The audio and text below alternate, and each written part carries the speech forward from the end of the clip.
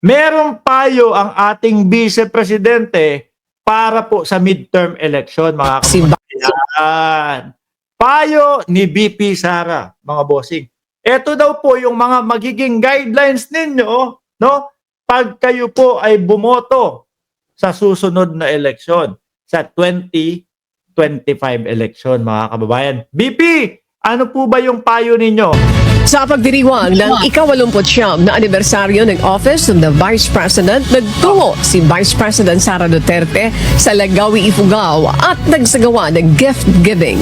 Sa kanya Gift giving, ha, mga bossing. O, kumbaga, ayaw nila nung ayuda, gusto nila gift giving. talumpati, nagbigay ng payo ang Vice Presidente para anya mabago ang mukha ng pamahalaan at pamamalakad ng mga politiko sa bansa. Binitiwan ng Biruin mo, si Inday Sara Duterte pa po yung may ganang magsabi nun, mga bossing. No, para daw po mabago yung mukha ng politika sa bansa. Diyos ko, Lord. Vice Presidente ang tatlong bagay na dapat umanong tandaan ng mga botante bago ang halalan sa susunod na taon. Una, ano ang mga pangako na napako? Yung mga pangako daw po na napako, no? Madami yung sa dating Pangulong Duterte, ah. No, umpisahan natin sa West Philippine Sea. Yung sinasabi ng dating Pangulong Duterte na magje-jetski, itatarak yung bandila ng Pilipinas, hindi naman nasunod yun, eh. No? Literal na hindi nasunod yung nag-jetski papunta doon sa West Philippine Sea. Pero ang ibig sabihin ho nun, mga kababayan, ipagtatanggol ng dating Pangulong Duterte ang West Philippine Sea. Ano ginawa? Tinungangaan po, mga kababayan. Naging aso po ng China ang dating Pangulong Duterte o ang gobyernong Duterte. Bakit ko ho nasabi yan, mga boss? Status ko, no? Biruin mo, hawak niya na yung papeles na nagsasabi tayo ang may karapatan sa UNCLOS, mga kababayan. Ano ginawa? Wala. Nga. No? Diba? Hindi po rinesolba. Hindi po ipinangalandakan, China, kami na ang sinasabing may karapatan dito sa West Philippine Sea. Wala po, no? Bagkos, natuloy-tuloy pa ho, mga kababayan, yung bawal i-repair, yung BRP, Sierra Madre. Biruin niyo po yun. Diba? Imbis na sana, i-repair na tayo. Bakit ka nakikialam, China? No? Kami, yung nanalo. Kami, yung pinagkalooban. Ng karapatan dito sa West Philippine Sea. Dapat ganun, eh. Pero hindi. Sa kanila, bawal. Tapos pinagmalaki ni Roque. Kasi naman itong gobyerno ni Marcos, pinapangalandakan pang nire-repair nila yung barko, eh. Di ba?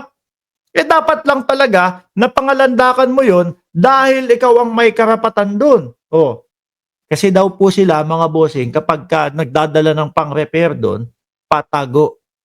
Ano? Patago. Kami, didiskartehan namin. Biruin mo yun. Ikaw ang may karapatan. Sa'yo, ipinagkaloob. Ikaw ang nanalo. Tapos sasabihin mo sa taong bayan, pagmamalaki mo pa, kami, dinidiskartehan namin. Ano po yung diskarte na yun, mga kababayan? Di pataguho para hindi makita ng China na nagpapasok ng materyales para kumpunihin yung BRP Sierra Madre. Pangalawa, 6 na buwan. Tapos ang ipinagbabawal na gamot. Nangyari ho ba? Hindi. Humiling na sinabi, siguro kailangan namin 1 taon. Kasi nalaman namin malaki pala ang problema sa droga. Ano nangyari ho, mga kababayan? Natapos po ang termino. Di ba? Meron pa din pong droga, mga kababayan. Ang naubos daw po, mga bossing, yung mga walang kamalay-malay na mga tao. Sakit, ano? Aray ko po. Pangalawa, hindi yung utang na loob sa kanila ang ayuda. Pangatlo, Ano daw yung pangalawa? Hindi ko naintindihan maigi, hindi yung utang na loob sa kanila ang ayuda. Oh, wala naman nagsasabi na utang na loob yung ayuda. Di ho ba, mga kababayan? At least may mga natutulungan na kapwa natin, mga Pilipino. Yung pangatlo po, ma'am. Pangatlo, hindi dahil anak yan ng politiko ay automatic ang boto ninyo. Oh, narinig ninyo mga kababayan. Hindi dahil anak ng politiko, rekta na yung boto ninyo. Tama ho kayo, Madam BP. Lalo na po sa sitwasyon ninyo. Janelle Vanderhurst, nandiyan ka na pala. Lalo po mga kababayan, sa sitwasyon po nila, mga bossing, nako, hindi porkit anak ni dating Pangulong Duterte, pikit mata na lang tayo na iboboto ang Vice Presidente. Hindi ho ganun. Ano? Lalo na po, merong mga confidential funds na hindi maipaliwanag. Lalo na po, mga kababayan, nakikita natin ang ugali ng Vice Presidente na nakakatakot. Ano? Na kapag kakalaban ka, hindi ako marunong magpatawad. Sinabi ho yun, mga bossing, doon sa pagtitipon. Hindi ko alam kung saan pagtitipon ho yun. Pero yung tipo bang inimbitahan ka para magbigay ng mga magagandang words, para, kumbaga tipo ho bang ma-uplift mo sila. Ang nangyari ho, ang nangyari, parang, basta ako, hindi ako nagpapatawad. Yung mga tipong gano'n na hindi na dapat nababanggit po, mga kababayan. At isa pang nakakatakot, mga bossing. No? May mga pinag-uutos ho. May mga pinag-uutusan ho na papategi ang ating Pangulo. Sabi ni Halo, tumigil ka ng pag-vlog. Oy, papatayin ko na po to. Paalam po mga kababayan, pinapatigil na po ako ni Halo. Pinapatigil, tumigil ka na pag-vlog. Wala kang malasakit sa mga maliliit na mamamayan. Bayaran. Hala! Ba't nadamay yung maliliit na mamamayan? Wala akong malasakit.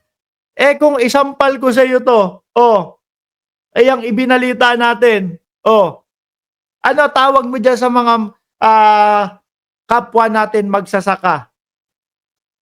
Okay lang kayo? Walang malasakit? Ayan yung balita natin, kayo bangag si BBM, nagdudurog si BBM. Yung mga tipong ganun paulit-ulit, bayaran si Mark Ramos. tapos mababalitaan namin, yung rally ninyo, 500 ang pangako. 200 lang nakarating. May ganun pa, Tapos kami sasabihin nyo, bayaran si Mark Ramos. Tapos doon sa rally, 500 kada ulo daw. Tapos yung nakuha, 200. Kayo talaga, nagpapatawa kayo, masyado nyo kami pinapatawa dito, mga bossing.